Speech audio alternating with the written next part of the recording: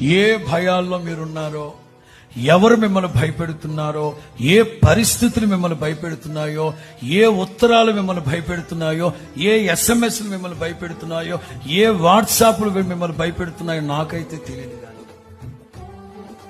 ప్రభు చెప్తున్నాడు, నా క్రియలు మీరు జాగ్రత్తగా జరిగిస్తే, అంటే నాకు ఇష్టంగా ఉంటూ, నాతో ఉంటూ, మహోన్నతుడైన నాకు మీరు పరిశుద్ధంగా జీవిస్తే నేను మీకు అధికారాన్ని ఇస్తా.